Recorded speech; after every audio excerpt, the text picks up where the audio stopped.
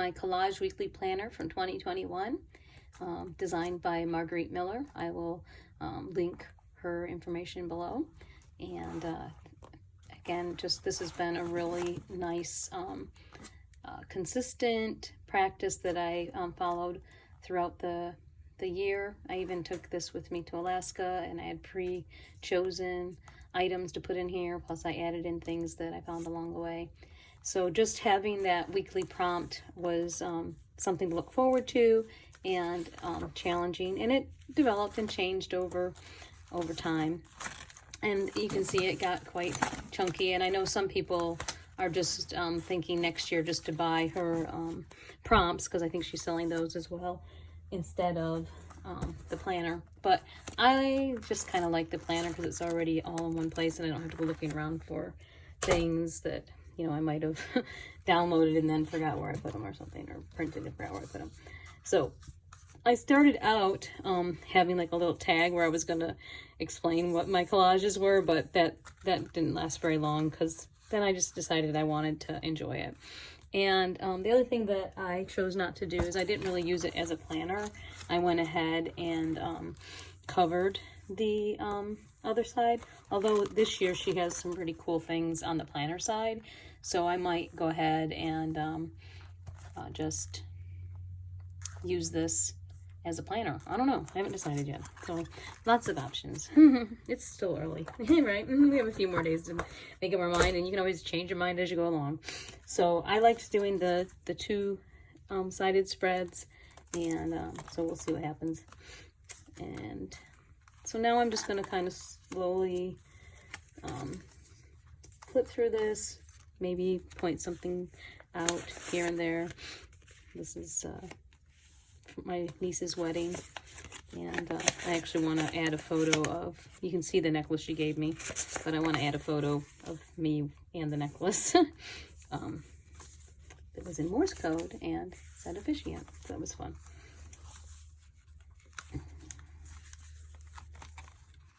And if I, notice something that I want to point out, I'll tell you as I flip through. So sometimes I did make some reflections on what I did. Again, that was more at the beginning. Sometimes I covered up the prompts, so I'd have to kind of guess now on some of the pages what the prompts were. But this, I don't know, the fun of, and I put some 3D things in, just the fun of finding these disparate things and figuring out a way to compose them on the page really brought me joy. And sometimes I did make pockets, and I kind of added some of my junk journal slash what do you want to call it, mixed media type thing. I did sometimes use that's just a printed thing, but sometimes I did use paint or markers or pens, and sometimes I didn't. Sometimes I kept them simple.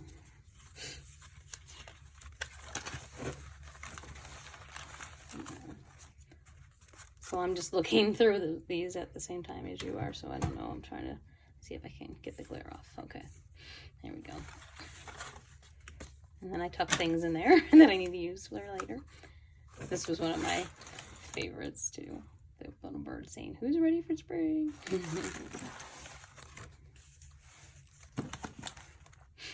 This was a photo that I took in Florida.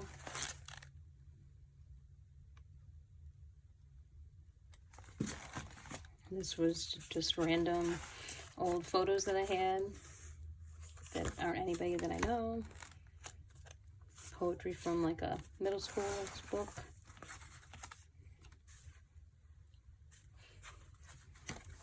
I like the spiral for like tying things in like that.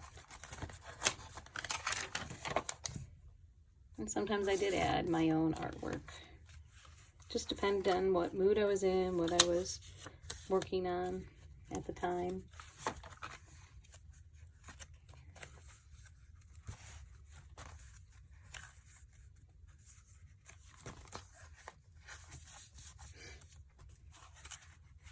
Bottle caps.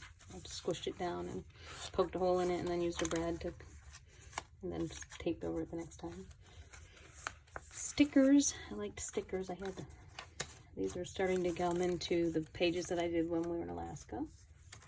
And like I said, I chose the some of the ephemera before I left so that I could have the items. So I just would look at the list, and I made myself pockets with each week's items in it. That was really satisfying as well, because I ended up using up, you know, some of my stash and some of the fun things that I always want to use, but I don't end up using. I colored that when I was in Alaska. And sometimes I would add a quote, even if it didn't ask for a quote.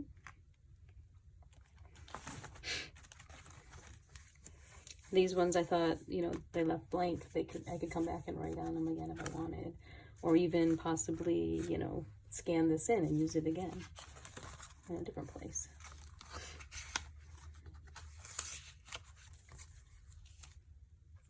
And this was a fun one. I like flips.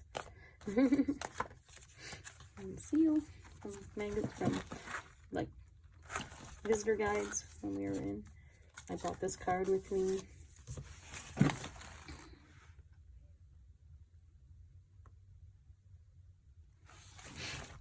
And this is a pocket. Some other things. Little bear. Another little like origami pocket that I put in there. Another quote that a friend gave me.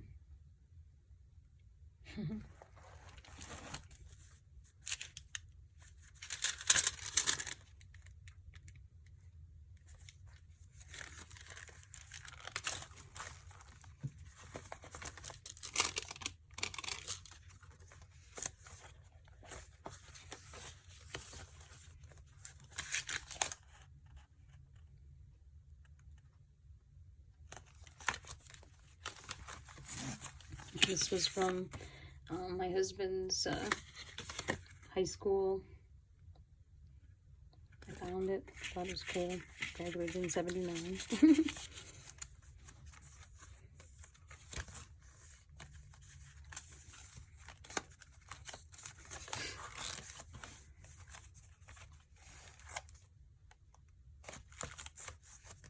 Another old card that I had.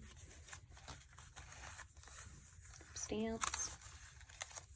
This one, again, there's blank spaces where I could add something to them if I wanted to.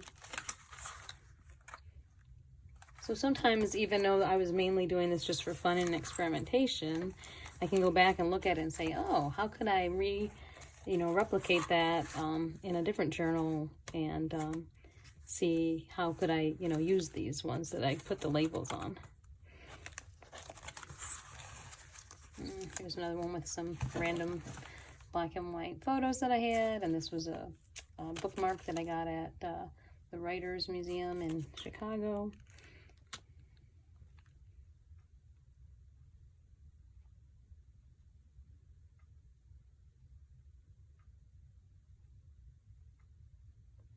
So that quote by Carl Sandburg.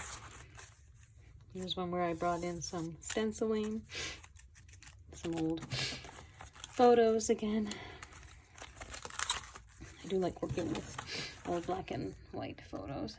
This was a recipe card, and just a cool, cute image of puppies, and just lots of various things. And this one, I can't remember why I put the jewelry in, but I think it asked for something like that, so I thought that was fun. So these were just some pieces that I don't really wear anymore, but added movement to the page.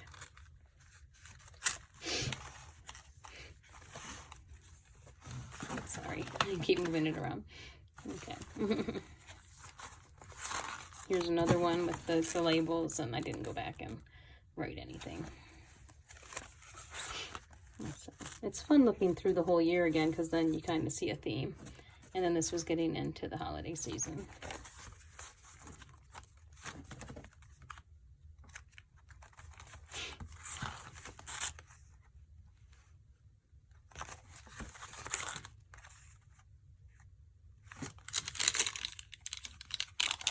And that was a rose that I pressed from California.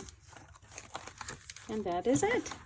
So I hope you guys are finding some joy and looking back over what you worked on. It didn't have to be this, but I know that you probably had a fun creative journey with challenges and joys. So I look forward to journeying some more together in 2022.